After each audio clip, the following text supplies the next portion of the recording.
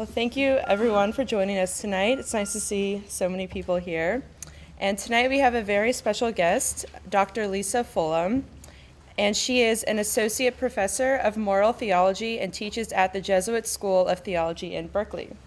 And she has her BA and Doctor of Veterinary Medicine from Cornell University, and her Master's of Theological Studies and a Doctor of Theology from Harvard Divinity School. And as professor of moral theology, she teaches courses such as Fundamental Moral Theology, Sexual Ethics, Luther and Ignatius, Conversations, Ethics, and Spirituality of Pastoral Ministry, and Issues in Virtue Ethics. Dr. Fullam's research interests include virtue ethics, Thomas Aquinas, biomedical ethics, Ignatian spirituality, and the relationship of spirituality and ethics. And I think it's going to be a really, really awesome talk tonight. So please join me in welcoming Dr. Fullam.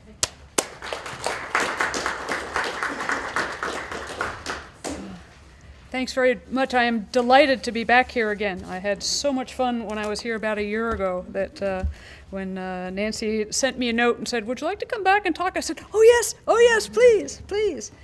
And this is true even despite the fact that I am a serious Cal Berkeley women's basketball fan. And despite the late unpleasantness on Sunday when Stanford's team pretty much stomped my team, I am still happy to be here. So that shows you how glad I am to be here. I have two aims tonight. One is I want to give you an introduction to virtue ethics as a method for doing ethical reflection. And I want to do that in the context of thinking about sexual ethics as a focus point for trying that method out. Since sex is more interesting than ethical method, let's start there. So I have a question that I'd like you to allow to percolate in your head over the course of the next 45 minutes or so. What do you want from your sex life? What are your hopes? What are your goals? What are your, if I can use the Greek word, telei, the ends that you hope for? Now, a while back, I was given a week of lectures to a group, and right off I started with the same question. What do you want from your sex life? And everyone froze. And this was about 10:30 in the morning, so I said, okay, what do you want from lunch? Now, by this point, they figured I was completely round the bend, but finally, one courageous person raised his hand and said, it should be nutritious? And I said, great. The sliced tofu and braised Brussels sprout should be a big hit. And then somebody else said, no, it has to be tasty too, maybe a little spicy. It'd help if there's choice, if there's a variety of foods. The conversation should be good, and we should grow closer to each other in our conversations over lunch. It should be safe, both in terms of not giving us salmonella, but also in terms of enhancing our health overall. Then they said, since food is used in religious rituals, we might hope that even an ordinary lunch might remind us of God's grace in our lives and the simple delights of being embodied people, embodied creatures in God's care. So now let's go back to sex. There are few human experiences that have as broad a range of meanings as sex. Sex can be everything from a monetary transaction without emotional content to a profound experience of loving union between partners. Sex can be celebratory. It can be solace in sadness. Sex can help us understand ourselves better and develop a deeper understanding of our partners and of God. Sex can be tender. Sex can be violently abusive. Sex can heal. And sex can wound.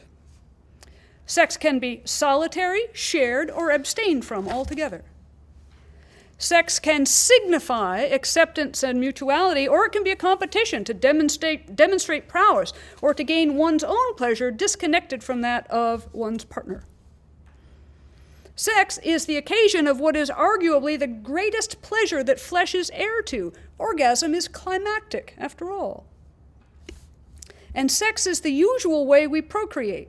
And in so doing, we seek to perpetuate ourselves in another iteration of humanity that we hope will grow to live and love in turn. On one hand, sex can symbolize a close relationship with people. One question that people ask if they want to know whether a couple is a couple, and if they're really a couple, is whether they're sleeping together. But it can also serve to deepen a relationship that already exists by revealing to the couple otherwise unknowable aspects of each other. In this way, sex helps to create what it symbolizes. Part of the challenge, then, about thinking about ethics for sex and sexuality is the breadth of meanings of sexual experiences. But it's exactly in this wide range of meanings that the ambiguity lies. This question of what does sex mean can't be reduced to biological data. And it also can't be elevated to a mysterious a mystique of the erotic. To reduce sex to biology, to the biological facts about copulation, ignores the fact that we can bring far more to sex and sexual relationships than a mere physical account can account for. But the opposite risk is a problem too. If we elevate sex to a mysteriously powerful eros, that ignores the fact that even in the best sexual relationships, sex can sometimes be not much more than two tired people falling into each other's arms and finding more an experience of simple release than one of profound physical union. Even extraordinary sex lives include a lot of very ordinary sex. Not the best, not the worst, but the usual. So even as we begin, in looking at sex, I want to say we should avoid both a biological minimalism, but also an unwarranted and unreal romanticism about sex. Sex can mean very little, it can mean a great deal, and for most couples, most of the time, it means something in between. Now I need to stop and toss out a couple definitions. Sex is both a biological category like male and female, and it also refers, as I'm going to use it tonight, refers to the panoply of human erotic acts. Sexuality, though, is a much broader term. It shapes the totality of how we understand ourselves and how we relate to each other, physically and more generally. Here's what the Catechism of the Catholic Church says. Quote, "Sexuality affects all aspects of the human person in the unity of body and soul. It especially concerns affectivity, the capacity to love and to procreate, and in a more general way, the aptitude for forming bonds of communion with others." In other words, the human person is intrinsically a sexual being, and our sexuality permeates our self-understanding and our relationships with others, including God. Sex, then, is one expression of sexuality, and perhaps the most focused and intense expression of sexuality. And it's exactly in this intersection of sex and sexuality that sex becomes more polyvalent in meaning, more likely to be a powerful force in our lives. It's in that connection of sex and sexuality that sex reaches beyond matters of mere biology into the realm of feelings and meanings and desire. And this is where sex becomes morally interesting. So here's what prompts this talk. In much of Christian tradition concerning sex, we have understood sex to mean sex acts, and we have tended to consider them objectively, not subjectively, something that you consider from the outside, not in the context of the whole person. In other words, we've thought about sex, oddly, impersonally. Discussions of sexual topics have tended to focus, at best, on the nature of the relationship between the two partners. Are they married? And we have forgotten that sex is connected to sexuality, this resonant aspect of our humanity. Also, too often, in Christian tradition, sex has been regarded with suspicion or fear. For most people, sex is such a powerful drive that some people have regarded it as a drive that must be strictly controlled lest we be run away with by our desires. I would offer St. Augustine as Exhibit A. Augustine thought that the chief justification for sex was procreation, and that we sin, at least venially, to the extent that we enjoy it. That's a no-win situation, isn't it? For Augustine, that Victorian ideal, lie back and think of England, was the way to approach sex.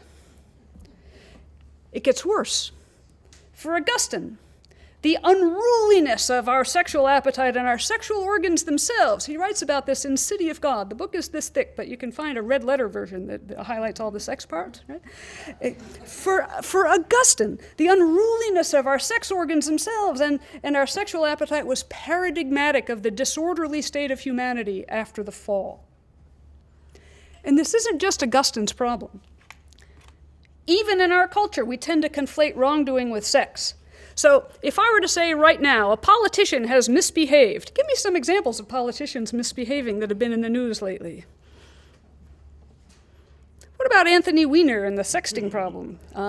Anybody think of South Carolina Governor Mark Sanford, who went hiking the Appalachian Trail when in fact he was in Buenos Aires with his mistress? A lot of times when we think of doing wrong, we immediately go to categories of sexuality. So it ain't just Augustine, it's us too. So this view of sex that tended to look at sex acts objectively and tended to regard anything sexual as probably sinful has resulted in a rule-focused, act-centered sexual morality that tended to be expressed as lists of don'ts. Here's the audience participation portion of our show. What are some don'ts about sex in Catholic teaching? Don't have sex outside of marriage. Good. Don't use a condom. Don't have homosexual sex. Goes on, right? Don't masturbate. Don't abuse others sexually. Don't. Tonight I'm not talking about the don'ts. I'm not dismissing all of the don'ts out of hand. Some of the don'ts are very valuable, notably those don'ts that tell us not to abuse others and not to suffer abuse sexually.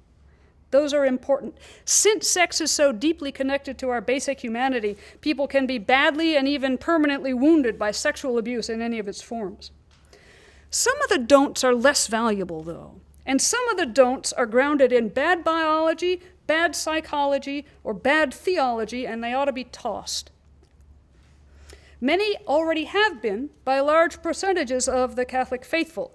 In fact, earlier this week, day before yesterday, the German bishops suggested that the Church should move away from what they called the prohibition ethics of rules against certain acts and stress instead advisory ethics meant to help Catholics live better lives. Not the don'ts, the do's. This is a topic that Christian tradition hasn't really dealt with all that much. So my opening question, what do you want from your sex life, might be rephrased as, how do you hope to celebrate, to fulfill, to express your sexuality, especially in intimate relationships involving sex? So the next part of my talk tonight, I want to outline perhaps a vision of a goal for excellent sex, a goal or end for thinking about human sexuality. Hopes for sex, the way that group of students I had hopes for lunch. I want you to examine this proposal in light of your own beliefs, in light of your own feelings, in light of your own understandings, in light of your own experiences. In other words, if I get it wrong, tell me. If I get it incomplete, tell me. The virtue ethics of Thomas Aquinas, who we just prayed with just minutes ago, that 13th century Dominican theologian who's pretty well known hereabouts, I understand, and the Greek philosopher Aristotle, from whom Thomas basically picked up his ethical method, starts with questions like this. What's the end or goal of what you're trying to achieve?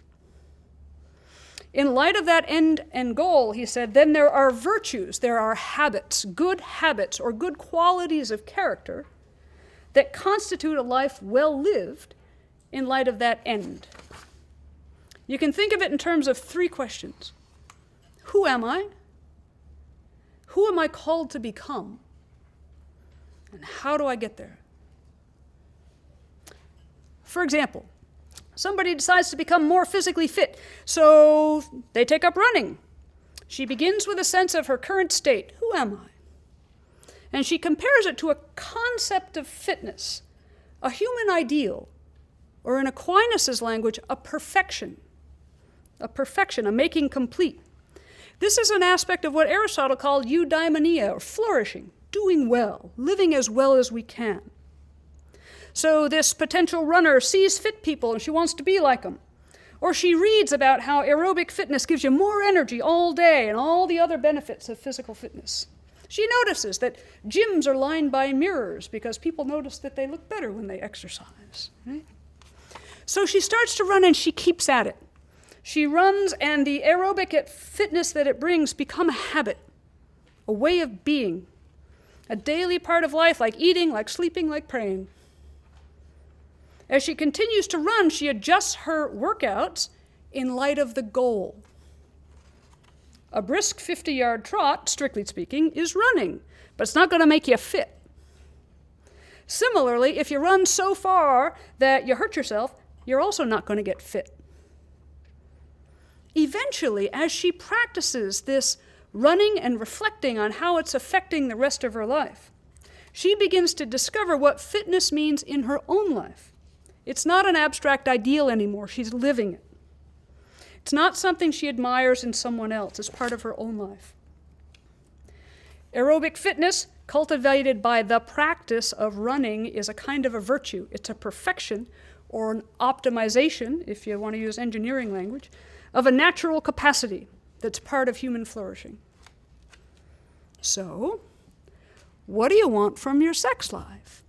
That question is a way of starting a conversation about the ways in which our intimate relationships can be seen as a school of virtue, a setting in which we strive to acquire the habits, the qualities of character that constitute that goal, and how they fit in with our human flourishing generally. I'm starting tonight also with a presupposition that sexual relationships can be a powerfully positive resource for growth in character, not starting with the presupposition that they are more risky than beneficial. So, I want to propose to you a goal. The goal of our runner was aerobic fitness, and you can describe aerobic fitness, right? You can describe aerobic fitness in terms of how would you describe aerobic fitness? This is an athletic campus. Metrics, like heart rate, good. Resting heart rate, good. Goes down, good. How else do you know someone's fit? Body fat, good. How else? Endurance, good. Similarly, when we aim for something like excellent sex, what do we aim for? And then the virtues are going to show us how to get there.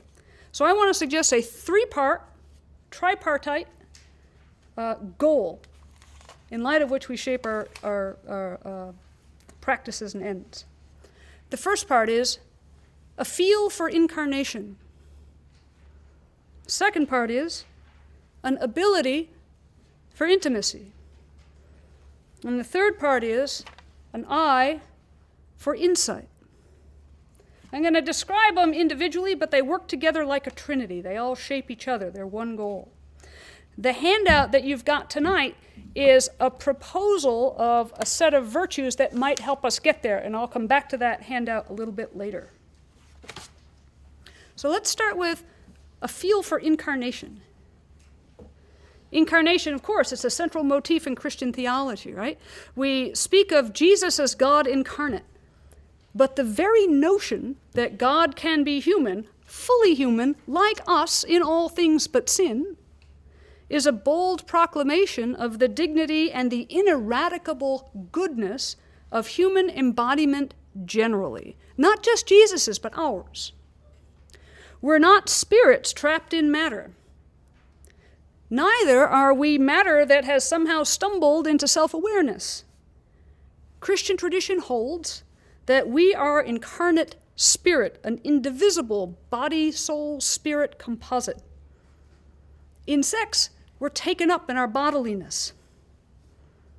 Certainly pleasure, then, is one of the obvious ends we hope for in our sex life, both our own pleasure and pleasure by proxy when we delight in the pleasure of our partners. Ethicist Christine Gudorf has described sexual ethics in terms of a norm of mutual pleasure. To develop a feel for incarnation involves mutual pleasure, but it goes way beyond that. A sense of our incarnate selves leads us to pay attention to our overall well-being, physical and emotional and spiritual. A feel for incarnation means we seek to be good stewards of our bodies and of our partners. In contrast, some models of Christianity have emphasized a body-denying asceticism that seeks to ignore the legitimate desires of the body in an attempt to become more wholly spiritualized. Now, a little asceticism is a fine thing. Ask any runner. But as Thomas Aquinas said, this is a quote, "To afflict the body immoderately is to offer a sacrifice of stolen goods." A feel for incarnation, then, calls us to be kind to our bodies for their own sake. A feel for incarnation also means that contrary to social messages that want to seek to reduce the worth of persons, especially women, to their sexual desirability, we seek in our sexual relationships to grow closer to our partner in their totality. We're called to love ourselves and one another as incarnate persons, not just bodies, not just souls. A feel for incarnation leads us to understand that we are bodies, but we're not only bodies. And our ineradicable human dignity lies in the whole person. The flip side, if it's incomplete to value people only or even chiefly for their bodies, it's also incomplete to ignore the beauty of the human body, our own and others. In traditional sexual ethics, a lot of time is spent talking about lust. The problem is that we tend to equate lust with sexual desire. It's not the same thing. Sexual desire is a normal and holy aspect of our embodied humanity, and as such, it can't be wrong in itself. The essence of lust, though, and what makes lust wrong, where sexual desire itself is not, is that lust seeks only the body of the other. It's like saying, ooh, I want me some of that. The problem isn't the want. The problem is the that. Let's face it, to not notice sexually attractive people would be like seeing only in black and white. You can live that way, but life is a lot more interesting in color. A feel for incarnation, then, means that we appreciate the beauty in the people around us, that we celebrate beautiful bodies, and seek in our relationships to perceive human beauty holistically, body, soul, and spirit. An ability for intimacy is the second part of this three-dimensional, this 3D goal for sex. Intimacy isn't a yes or no question, it's a matter of depth and degree. After all, people who remain sexually and emotionally contented in very long relationships tend to say that they continue to learn new things about their partners. They keep on growing in their knowledge of each other. What the ability for intimacy in a virtue ethics does is to help us to remember to keep an eye on the whole relationship, our entire sex lives, and not to settle into patterns of stasis or boredom or lack of care that fail to keep looking for ways to foster our sexual relationships. Intimacy is related to incarnation. Sex expresses a personal reality, not just a bodily one. At the same time, it calls us to an emotional and psychological openness and vulnerability that can be a heck of a lot more challenging than just physical sex, which in turn will contribute to the third D of this 3D description of sex, an eye for insight. Insight means more than just perception. It implies a deeper level of cognition and understanding. An observation like, she moved out, is a matter of objective fact. The evaluation, she doesn't love me anymore, is a deeper awareness of the fuller, and in this case more painful, human meaning behind the act. Without insight, incarnation and intimacy alone lack a rich aspect of human self-awareness that transcends the more obvious levels of bodily and psychic or emotional intimacy. It's insight that invites us to see the echoes of our relationships beyond the immediacy of partners, to include family and society as a whole, and to see the connections to our relationship to God, both as individuals and as communities of faith. Insight allows us to come to better understandings of how sexual relationships have played out in our lives before, how we might use that experience in the present and in future relationships. Insight calls us to compassion for our own mistakes and for others, and to be committed to what creates stronger intimate relationships for ourselves and for others. Insight reveals connections that might not have been apparent and sharpens our vision of what might be. So if we can just start with that as not the be-all and end-all, that's a proposal. Incarnation, intimacy, insight as what we aim for. Same as with, I aim for aerobic fitness. What does that look like? Well, you can measure it, you can see it, you can understand it. Well, now how do we get there? I want to talk then about the good character traits, the virtues that'll get us there. And this is where your handout comes in. Your handout is organized according to cardinal virtues, but these are not Thomas Aquinas' cardinal virtues. Either of those are of James Keenan, a Thomist from Boston College.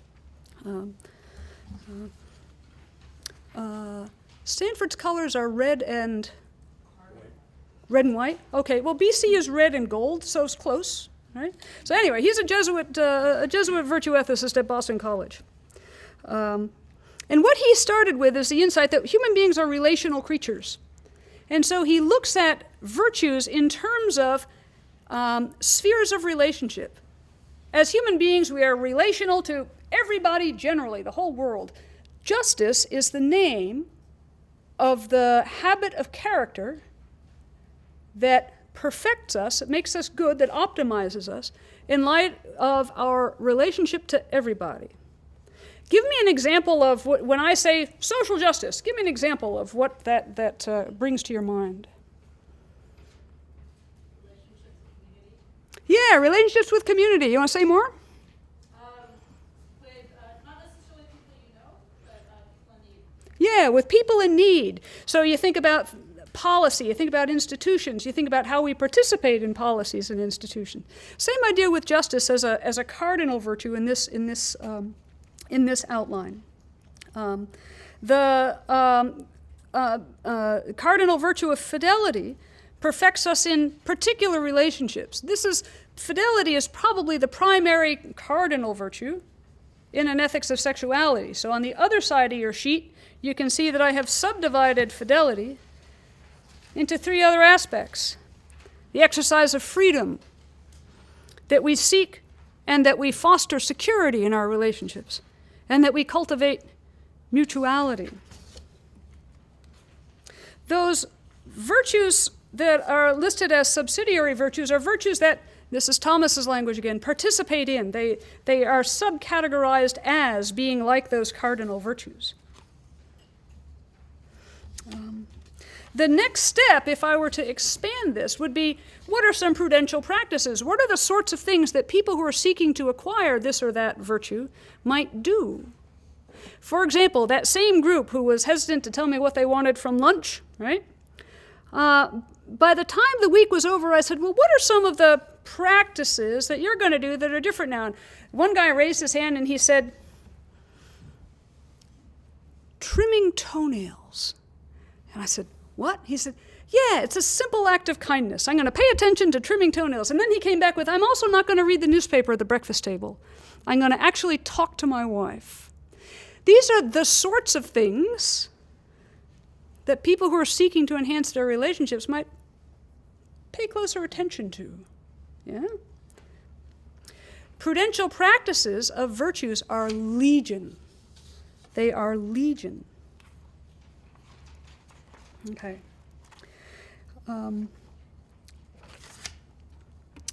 Prudence is a virtue that guides us to correct decision making, and it guides the other virtues not in what they're seeking, but in how you're going to get there from here. If I want to become aerobically fit, starting to run is a prudent thing to do. Eating fettuccine Alfredo every night is not a prudent means to aerobic fitness for most of us. In sex, self-awareness, asking the question, is this good for me, is one sub-virtue of prudence. And so I'm going to leave the structure of virtues there. I invite you to take a look at it, see what's there, see what surprises you, and see what doesn't. I want to just briefly mention 5 reasons why I think this is a good and helpful way for us to think not about the don'ts of sexuality, but the do's. Here's why. First, virtues are essentially personal. This means that while a particular virtue is a perfection of a universal human capacity, everybody has the capacity for justice, everybody has the capacity for fidelity, everybody has the capacity for self-care and the call to perfect those, right? But how a particular person cultivates and expresses that virtue will vary between people. The same way if you look around at the gym at all the aerobically fit people, they look different. Each of them is perfecting who they are, right? Even in one person, what that virtuous life will look like changes with factors like age and situation in life and overall maturity. Most obviously, we can see the personalistic nature of sexual virtue in that questions of appropriate sexual behavior are different for teenagers, for young adults, and for older adults. Here's an easy example. If any of you have a 14-year-old sibling, and you hear that he or she is involved now with a 23-year-old college graduate, does that set off any alarm bells for you? Oh, yeah. Now, if any of you knows a 51-year-old dating a 60-year-old, does that set off the same alarm? It's the same difference in age. But the difference in life experience and the difference in maturity makes all the difference as to whether that's a dangerous, scary thing or whether that's a, hey, congratulations thing. Right? Along the same lines, a bunch of numerous feminist ethicists have lamented the dearth of women's voices in traditional ethics. Traditional sexual ethics, the don't ethics, tends to be very much focused on men's experience more than women's experience. Men have sought to define women, often in ways that have been harmfully constraining. Women have been objects, not subjects. And the ways in which sexual norms have affected women haven't been taken seriously. We need an ethical framework that allows every person to express his or her experience, to claim the personal nature of moral life and its struggles and its fulfillments. But experience alone doesn't justify. It's the connection of what we claim to human flourishing, discerned both objectively and subjectively, both in community, including the community of the church, and on our own, that help us come to a better grasp of what human flourishing means.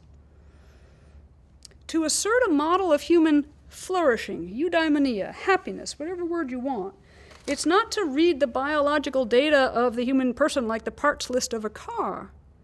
It's an argument about how we flourish that has to be continually refined over time and in dialogue with others. Second, we grow in virtues by practicing them, by reflecting on our practice, and by learning from the experiences of others. You can think of each of us as starting with a different baseline state of a given virtue or set of virtues that, say, temperament and upbringing have given us. And from there, we strive to improve. In other words, each of us is going to need to address some of these aspects of virtue more than others.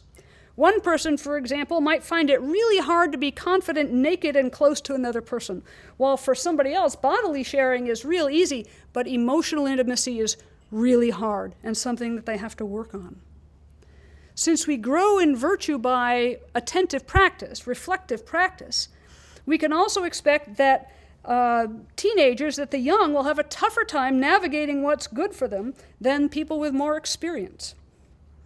Virtues perfect our capacities, but that perfection is a process.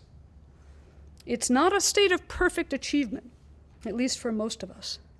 You ever hear that line in the Gospels, therefore be perfect even as your Father in heaven is perfect? You ever feel depressed by that?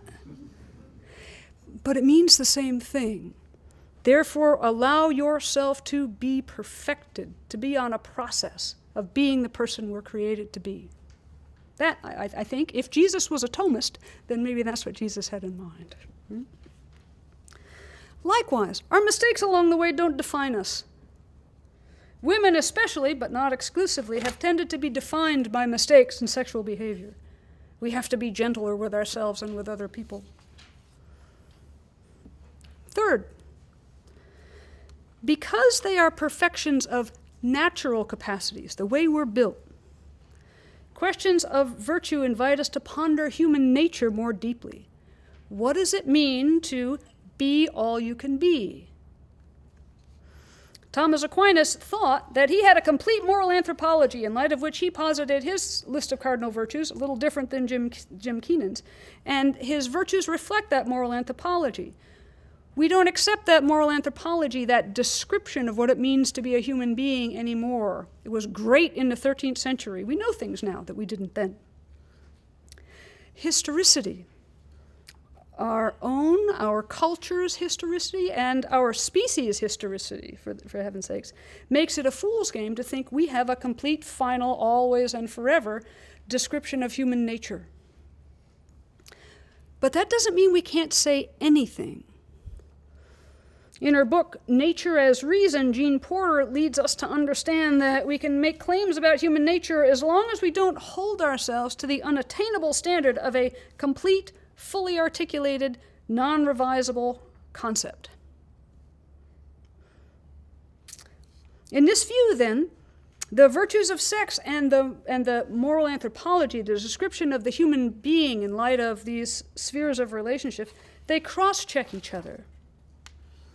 Ethicist Lisa Cahill says that when we find a creative tension between what's given by nature and our human capacity to create ourselves, that we, under the principal standard of human flourishing, is where we find the most promise in terms of a life-giving and fruitful ethical model.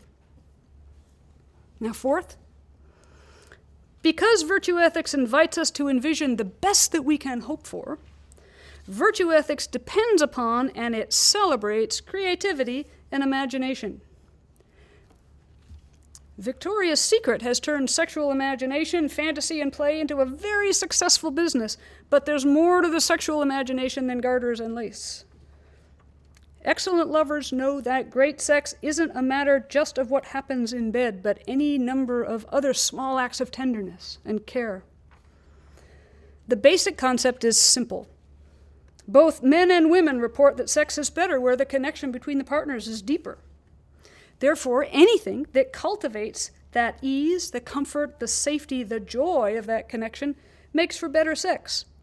Stronger marriages too, but that's a different topic. Here's a very simple example of imagination in the form of attentiveness to the other. Lovers understand that sometimes great sex starts when, you heard it here first, somebody does the dishes when it's not their turn.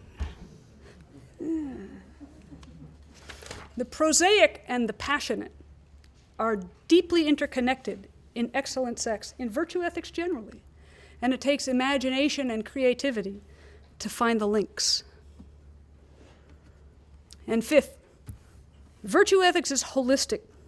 It recognizes the interconnectedness of all aspects of our lives and the integrated wholeness to which we're called. This includes not just sex, but work and play and spiritual life and physical health and all the different aspects of a good life. The connection of sexuality to spirituality has been underplayed in Christian tradition. In general, it has been thought that spiritual excellence is more easily available to the sexually abstinent. But why would those two resonant aspects of our incarnate selves be mutually exclusive? Here's just one point of overlap between sexuality and spirituality. The mystics of Christian tradition often employ language of sexuality to describe intense experiences of prayer. Sometimes they call it mystical union. But if you've read Teresa of Avila, then you know that she describes union with God in terms that sound a lot like sexual ecstasy. If you've seen Bernini's statue in Rome, he got it just right. The use of sexual imagery in describing profound experience in prayer isn't an accident. In both cases, people are striving to express human self-transcendence in and with another, whether that other is a sexual partner or God. In both cases, one is lost in the other and never more completely found. So to conclude this tour of a telos or goal and some introduction to some virtues for sex, I want to suggest that it might be in our closest relationships, and perhaps most of all in intimate sexual relationships, that we best come to imitate the way God loves us. God, after all, throws in his lot with each of us, individually and personally, communally too, but individually and personally, every day, and trying to accept and to navigate and respond to our human strengths and weaknesses, both the trivial and the profound. God risks heartbreak with each of us, the way spouses risk and dare with each other, saying, yes, you personally are the one I want to be loved by, and I will be hurt by if you cannot or will not or do not love me back. The God of Israel, the God of Jesus, is a jealous God. In that, God is also vulnerable to us and invites us to love God as intensely and as personally as God loves us. We learn how to do that partly, of course, from our direct experience in prayer and loving God. But we also learn that in learning how to love well in any other realm of our lives, especially perhaps in our sex lives, where, after all, we call it making love. So now I want to hear from you. Do you have questions or comments? Where are we now? I have one. Yes, sir. It's something you hinted at and then just breezed on past. Sure. The critique of Thomistic moral anthropology. Yeah. Can you give a couple sentences? You betcha. When Thomas defines the cardinal virtues, I'm sorry, I forget which question in the Summa he does, he defines them both subjectively and objectively. Subjectively, he does it by linking them to capacities of the human soul. So prudence perfects the practical intellect, justice perfects the will or the rational appetite, temperance perfects the concupiscible appetite, often conflated with sex. Who's here with the word concupiscence? Familiar to anyone? Anyway, that's that disorder thing. And fortitude perfects the irascible appetite. And he thought that was a complete description of the human person or the human soul in light of its fundamental capacities. Has anyone ever heard in a psychology class the human being described in terms of two sense appetites, a rational appetite, and the practical and speculative intellect? Not so much. It was a great model then. Doesn't work. Considered overly complicated or incomplete? Considered untrue. In that easy example is Thomas thought that you could separate the intellect from the emotions. Okay. You can't. Okay. So again, what I love about Thomas is his methodological fearlessness. He asked every question. He grabbed the best he could get from everywhere, put it all in his one big basket of truth, and said, here it all fits together. And most of the Summa, his 5-volume work on summarizing all of theology, is finding connections between those. So that's all. I'm picking up Thomas's method, but not his moral anthropology. Other questions? Does this make sense for sex? What are some of the challenges around the Stanford campus? You laugh knowingly, but you got to tell me. Question on virtue ethics. Yes, sir. Towards the end, you mentioned that this is all analysis based on virtue ethics. Could you explain a little bit more? Because I was writing madly I used the concept without defining it, so let me offer you a quick definition. Many ethical methods, aside from virtue ethics, focus on acts and how we know whether an act is right or wrong. Virtue ethics is what has been described as a Copernican shift. Instead of asking about acts, ask about people, based on the presumption that, by and large, good people do good things, bad people do bad things. And so if you form the human character, then by and large they're going to at least strive to always do the right thing. The example that I use often is I say, well, there I was standing in line at Safeway. I was in the 12 items or less line. I had 10 items. And just as I'm getting up to the register, some guy shoves me out of the way and says, out of the way, lady, I'm in a hurry. And I look up, and it's the Dalai Lama. Now, you act skeptical. Everyone acts skeptical, and when I ask about that, they often say, the Dalai Lama doesn't do his own grocery shopping. And that's probably true, but he's also not that kind of guy, is he? He's not the kind of guy that just bashes somebody out of the way. In this way, virtue ethics not only focuses on things like formation and discernment and character, but it also helps people be prepared to deal with new questions and say, oh, how will I address this as a person of virtue? So that, in brief, is what virtue ethics is and how it works. You bring up the idea of decision-making. You betcha. And last year, one of the great challenges that came up in one of these seminars was, do I want a church that tells me what to do or how to think? And last year, you emphasized how to think. You betcha. Yet we're still wrestling with a church that tells us the do's and don'ts. Yep. And the Pope, who has introduced a way of being pastoral, but hasn't taken the do's and don'ts off the table. Hasn't. How do we, as parishioners on the ground, reconcile that against those who would love the do-don't model? Yeah. The do-don't model, and here let me channel Thomas Aquinas again for a minute. It doesn't respect us as human agents.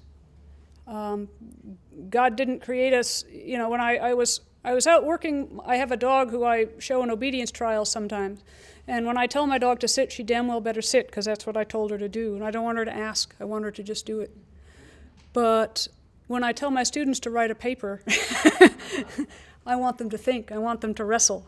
And if they can't do it in the allotted time, well, maybe they can have more time. That's not a recommendation for taking incompletes. But yeah, I think there are people who find that list of do's and don'ts threatening, but there's a philosophical problem behind it.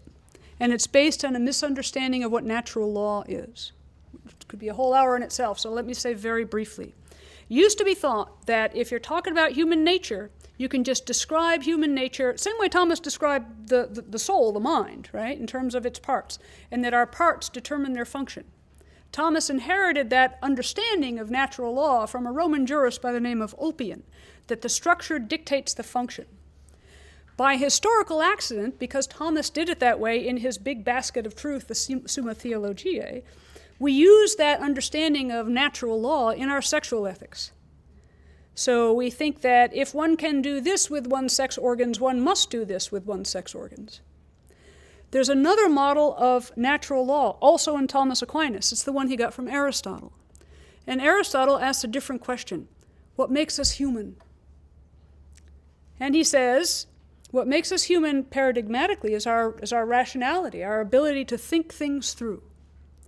So the most the most natural thing for human beings confronting a problem isn't to just do, or isn't to look at the structure, but to look at what it means. For example, I often joke with people that it's a sin to refuse birthday cake. Now, birthday cake is not very nutritious, right? Why would I say something as silly as eating something non-nutritious is morally obligatory? It celebrates a person, doesn't it? Even for a moment. And so I'd say, if you think through our nature as social creatures, and you think through how we build those bonds in big ways, but also in trivial ways. Birthday cake is trivial, right? And also in trivial ways, you go, oh yeah, birthday cake is kind of important. Not every day, but now and again. Right? So Thomas took that other model of natural law. What is most natural is how human beings wrestle with understanding and meaning in our lives. Put that in the big basket of truth. And that's shown up in our social teaching paradigmatically. If you read almost any of the encyclicals of Catholic social teaching, you'll see the Pope at some point say, Gosh, this is a really hard question. We have to think deeply about how this will work in our world now. That's Aristotelian natural law. So it's an accident of reading. We've tended to read natural law for sex on an Ulpianist basis. The problem is we've brought along with it 13th century biology, 13th century psychology, and a rigid, non-rational, not irrational, non-rational understanding of the human person with regard to sex. It's a mistake.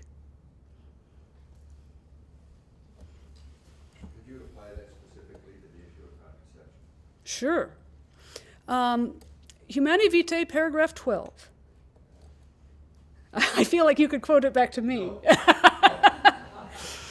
The core of the anti-artificial contraception encyclical, Humani Vitae, is paragraph 12, 11 and 12, if you want to be a little broader.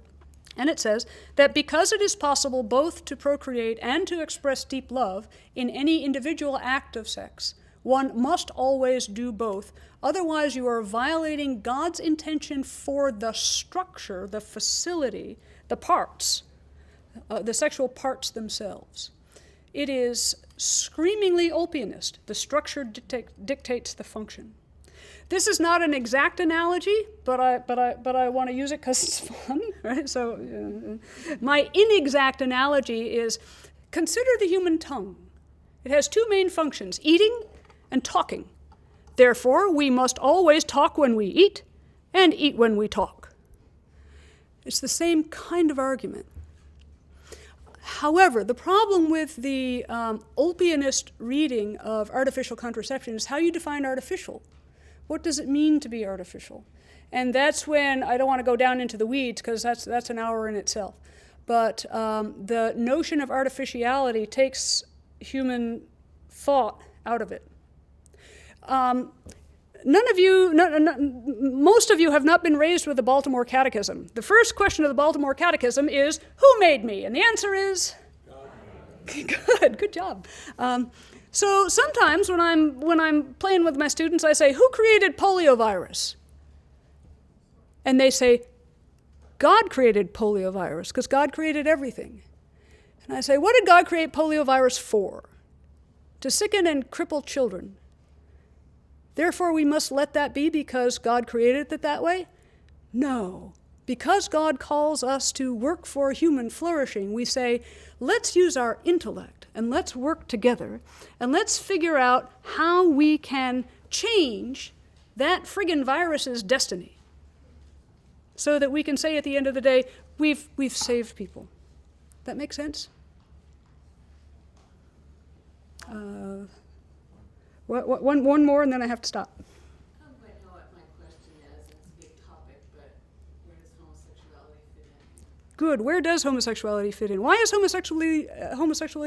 homosexual acts, all of Catholic moral teaching on sex has to do with acts. Why are homosexual acts wrong in Catholic teaching? I wasn't raised Catholic. Oh, okay, sorry. Sorry, don't mean to put you on the spot. They are wrong because they are not possibly procreative. That's what makes them wrong. But think it through.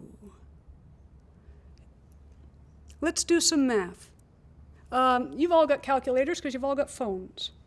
Let's consider for a moment a married couple who's been married for 40 years. Somebody's got to do the math or it's going to be hard to do in your head unless you're an engineer. Let's say that on average in their relationship they have sex once a week. More when they're young, less when they're older. All right? Over 40 years, how many sex acts? 2,000. Good. Let's imagine that they've got 10 children. What percentage of the time is their sex procreative? That's why I told you to get out your phones. 0.5%. Procreation is a great good. It is a holy thing. It is a cooperation with God in the creation of a new layer of humanity. If there's anything parenthood is another topic that we haven't talked about in Catholic tradition all that much. But it's just not, it's an end, it's a fine thing, but to make it the end is not paying attention to actually the texture, I think, of most people's sex lives. Also, we understand things about homosexuality psychologically and biologically that Thomas didn't understand. And we have to take that into account. We can't stick with 13th century understandings of the human person. And then we have to think about conscience and think that our fundamental call as Christians is to love as well as we can. And for some of us, to love as well as we can means celibate life. For some of us, loving as well as we can means partnered life. And it's not clear to me that people being gay are always also called to chastity. And there it's a question of discernment and conscience. How do we love as well as we can? Because that was Jesus' command. All right, I got to stop. Thank you.